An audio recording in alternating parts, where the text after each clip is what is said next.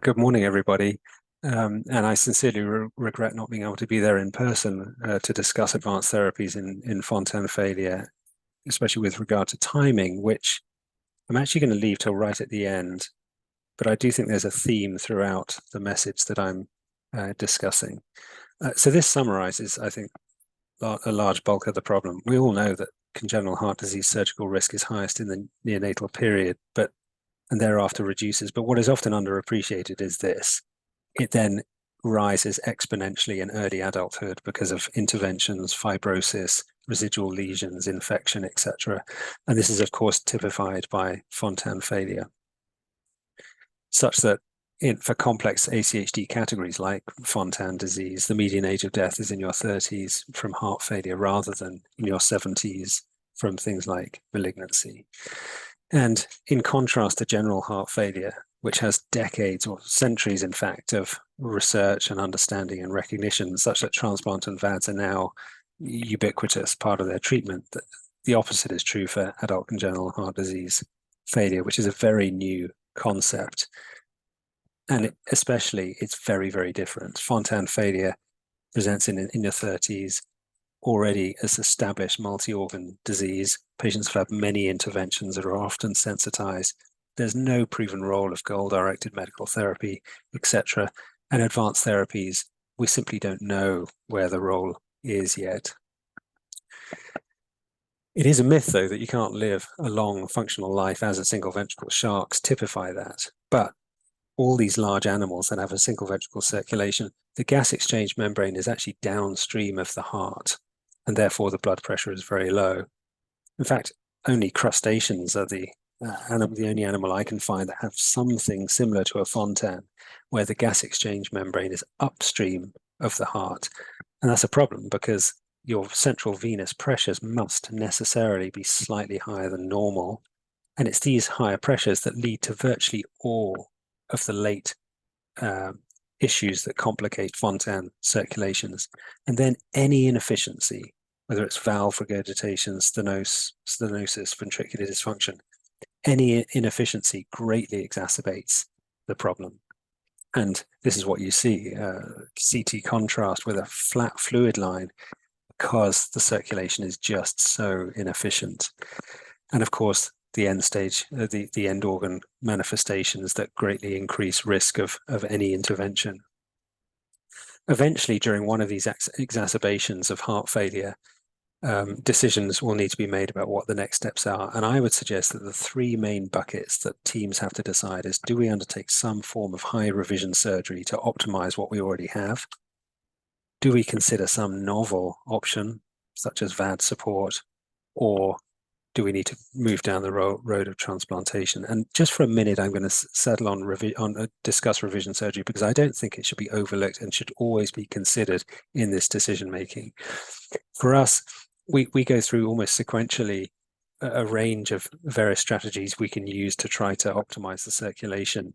But I think mechanical residual lesions are the most important to my mind, and they're generally either inflow problems, AV valve regurgitation, or outflow problems such as DKS, aneurysms, and aortic regurgitation. And for the AV valve, this patient I'm going to present really typifies the message I want to get across. This is a 19-year-old with heterotaxy and a morphologic right ventricle, typical Fontan liver disease and ascites, moderate, close to severe regurgitation of his tricuspid valve, mild to moderate RV dysfunction, and on cath, a low cardiac index and Fontan pressures in the low 20s. Now he was actually, this is a typical echo that we all see pretty regularly in an ACHD clinic. He was actually followed at an outside hospital and was just being admitted repeatedly with ascites and scrotal edema, and in fact underwent a hydrocele repair, which predictably does not deal with the problem. It'll just come back. And when it did, he was then referred to us for the next step. And really our options were medical therapy, transplant, of some sort of VAD option. But what about a high-risk AV valve repair? It is high risk, but that's actually what we undertook with VAD backup. And in the operating room, we replaced his AV valve with a mechanical prosthesis, and we had a good day. We came off pump really on very reasonable inotropes. He was very stable to the extent we extubated him in the operating room.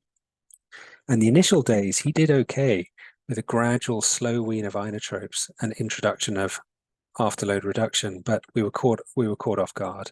And he suddenly had a VT arrest about a week later and had to resuscitate him. And at that time point, you can either go down the traditional route of high dose inotropes and try to limp through on intensive care, or do something different. And we decided to do something different. He had very poor function at that time point with this new afterload of the mechanical valve. But instead of cranking up the inotropes, we instead inserted an Impeller 5.5 via an axillary graft. Difficult to get good placement because of his dextrocardic morphologic RV, but nevertheless got a good placement, and it was a very effective strategy because you're able to wake him up, extubate, get him out of bed, rehabilitate, shut off all the inotropes, get the heart rate down, introduce oral heart failure medication. He had a Fitbit and was walking many kilometers each day around the hospital, and then did a slow wean from the impeller after 5 weeks, and removed the impeller and discharged him. And now 2 years on, he's had no further readmissions or recurrences of his ascites, and he feels better than he's ever felt in recent years, and he's engaged to be married. We had an almost identical patient to this in Toronto who 6 weeks after a high-risk AV valve replacement was asking to go skydiving.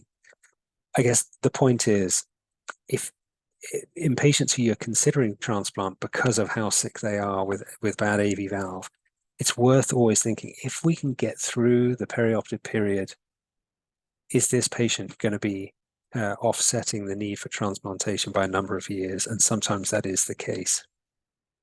Finally, I'll just say that the impeller strategy is very effective, and I think it's a really useful tool in the perioperative period for these high-risk cases, because you can extubate them, rehabilitate, and get off the inotropes. Regarding outflow tract, all I'm going to say is that we seem to be seeing an epidemic of these DKS aneurysms and bad AI, which lead to terrible decompensated Fontan failure. And in this situation, I would always be considering major revision surgery to try to offset the need for transplantation. They're big cases, high-risk cases. We had to reconstruct, all of this DKS with Bentel grafts, but I think you probably do offset the need for advanced therapies if you can get the patient through. Now, I'm going to switch gears to VAD therapies just briefly, because I think that they are having very much a growing role in this patient population, and should do.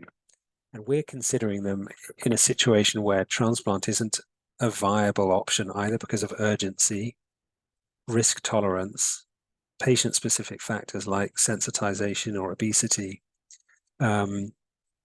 or other social factors. But you may ask, perhaps the outcomes are actually favorable enough to be considered as a strategy simply to delay the need for transplantation. So the HeartMate 3 is the durable device on the market at the moment, and compared to the HVAD, it really does have very stable long-term outcomes if you can get through the perioperative period. But to apply them to single ventricle patients, I think you need to have the political capital in order to do that. And we're lucky that at Texas Children's we have a very extensive congenital VAD experience. And so we have applied it. And this case I did actually yesterday typifies that. This is a 28-year-old heterotaxy, single ventricle with situs inversus and left-sided veins. It's got a right SVC, but it feeds this terrible plexus of venous collaterals here. And renal disease, liver disease, very cyanotic, inotrope dependent after multiple in and out of hospital, and on echo, very poor ventricular function and severe AV valve regurgitation with a Fontan pressure of 33 even after optimization. And so for a whole bunch of reasons, we did not think he was going to be a viable transplant candidate. uh, and especially in the time frame that would be required. And so instead placed a HeartMate 3 yesterday. And the placement, I won't go through, re-entry and bypass and all that sort of thing are absolutely critical. But one thing that can be tricky is the placement of these VADs in complex congenital disease. And so we use epicardial echo an awful lot, and my finger by TEE looking for the exact location that's not affected by papillary muscles and things. And yesterday, for example, I replaced his AV valve with a tissue bioprosthesis, and the inflow cannula is coming in here, and uh, it was an odd location on the midline on the diaphragmatic surface of the heart, but it just seemed to be the right location when we were assessing by TEE, and it's not obstructed, and he's been very stable. In other settings, I mean, I've put the VAD on the direct anterior surface of the heart sometimes in subaortic right ventricles. The point is, it may need to be in a bizarre location, but so long as it's unobstructed, I think that's okay. For Fontaine's, we've actually now done 17 durable VADs for Fontaine physiology. And here I summarize the rough outcomes for this patient population, and I don't think they're too bad. 77% remain alive. Median duration, a median survival is 3.5 years after a VAD. Maximum, maximum is over 8 years. And in terms of the major complications at the bottom right, I think they're pretty reasonable. And these are certainly in line with the registry data on the same topic, about 3/4 alive or transplanted. So I think VAD options are definitely something to consider for this patient population. And the longest surviving Fontan who is still on their durable VAD with us is a now 24-year-old who has been on his VAD for now 8 years and has got married and had a child while supported with his VAD.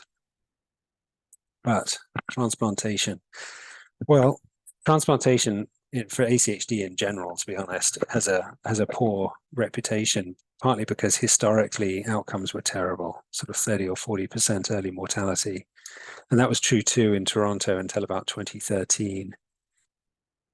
I think perhaps more than any other area of congenital heart surgery, this is where you need the right people operating at the right time, in the right place, on the right patients. And for ACHD transplantation, that's very, that introduces some problems. Which teams are best to manage them? Which location is best to manage them? But certainly one thing is absolutely central, and that is a dedicated ACHD heart failure team and service. And if I have one message from this talk, it is that this service is central to getting patients recognized early, the minute they start to decompensate, and then following them longitudinally. And they are the best resource to identify the precise timing for major revision surgery, VAD options, and transplantation. And that would be my take-home message. These patients need to be led through their inevitable decline rather than followed. When you're following patients, you're always on the back foot or somewhat complacent because they're sort of how they've always been, but maybe just a little bit worse. I think if you're seeing them from a heart failure vantage point with all of these advanced therapies in your mind because they're so familiar to you, I think you're better placed to getting the timing right. Certainly for transplantation, the heart failure service, the ACHD heart failure service, and me as the ACHD heart failure surgeon needs to be centrally involved in the decision making as well as the timing. And for me, when we're seeing these patients, these are the questions going through my mind. Are they sick enough? Are they in fact too sick? And of those two, it's almost always the latter. We're seeing patients who are too sick rather than seeing patients who are much earlier in the disease natural history. And it tells us we're always referring too late. I'm then looking for red flags, patient-specific ones, frailty, sensitization, end organs, etc. Is the transplant technically feasible? And we're talking about re-entry, topology, venous structure side, these sorts of things. And of course, can the patient actually be compliant and get with the change in lifestyle that's required? Just because I'm a surgeon, I am going to mention some sort of technical things to do with these big transplants. The re-entry is critical and is a talk in and of itself, and I won't dwell on it anymore, other than it is essential to have a clean re-entry, which may often need peripheral cannulation strategies, which we use an awful lot: femoral, axillary artery, and even jugular vessels. But even in the worst and most unfavorable transplant after many previous revision surgery, you only need 3 structures to do the transplant, and that is control of the SVC, control of the IVC, and control of the aorta. You don't need to dissect anything else out. Those 3 things are what's needed for you to be able to explant the heart. And so those are the 3 things that I'm always going for straight away, because once you have those control, you can then explant the heart. And this is what you want to achieve: a situation where you have the left atrial cuff, the aorta, SVC and IVC, and the pulmonary artery cuffs ready for an implant. And it doesn't matter if it's the most complicated Fontan transplant. This is what I'm trying to get to before the heart arrives in the room. And it's at this time point that you undertake the additional reconstructions if they're necessary. If you need to augment the arch, this is going to be the easiest arch you've done because the heart is not in the way. If you need to augment the branch pulmonary arteries, this is the time to do it. And of course, for Fontans, we always need to. We need to take down the glen, divide the SVC and oversew the stump, divide the Fontan conduit and oversew it. I always patch hilum to hilum and then augment that with a long oval graft of Gore-Tex, and then make an opening in it, which is going to be for your main pulmonary artery. And this is all done before the heart arrives. So we can then focus on what we call the warm ischemic time, which is the time from when the heart comes off ice until it's being perfused with blood again. That's the critical time. And if you have everything set up for when the new organ arrives in the room, you can keep the warm ischemic time to a minimum, even in the most complex transplant. Typically, it's 15 to 30 minutes. For a Fontan, often we do the left atrium, main pulmonary artery, and the aorta, and then reperfuse, get the clamp off and reperfuse the heart, and that's about 45 minutes. And almost any heart will work if the ischemic time's just been 45 minutes, unless there's been some catastrophic protection problem. So this is my general approach for a Fontan transplant. And throughout the intraoperative period, there are many hurdles that obstacles that make these transplants high risk. But I think each of them has an area that you can mitigate to reduce the risk. But when you arrive on intensive care, I definitely think that the post-op journey is extremely predictable. Patients are very vasoplegic on high pressors, the cardiac output's low, the filling pressures are high. That leads to renal and liver dysfunction, can't extubate the patient, so they're on more sedatives and they're delirious and TPN, etc. And the problem is everything feeds off everything else. And then you only need something like sepsis and all bets are off. The one thing that breaks this entire cycle is get the patient extubated.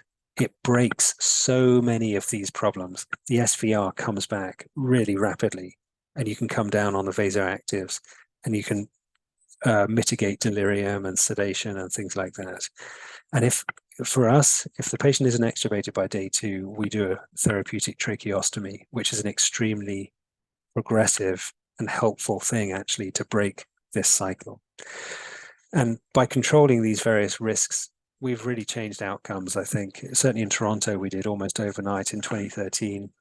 And at Texas Children's too, our Fontan transplant history is actually really very good. Everyone survived. Although I will say that these are a slightly younger patient population than in Toronto. These are often older teenagers and young adults. But nevertheless, I think it proves that you can mitigate the risk. And for the patients, it's really, the rewards are absolutely huge. So How do we get the timing right? Well, throughout what I'm saying, throughout what I've been saying here, is about this decision making between revision, VADs, and transplants. Um, you need to be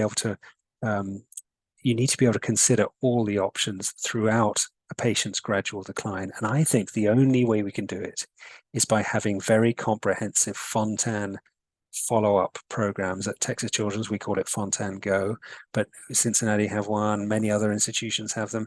I think you need to have these longitudinal Fontan programs. They don't need to take over your patient. They can be parallel to, but they are, I think, best placed to identify when patients are sliding and then get them immediately plugged into the second key thing, which is the dedicated ACHD heart failure service. I think it is absolutely integral to recognizing when patients are at the right time for any of these three options. And they're also the best place to then decide which of the three options. So I think that's a roundabout way of showing this story of getting back to the fact that you need to be seeing these patients in comprehensive 360-degree forums parallel to their own cardiologist they've seen for 20 years. Thank you very much.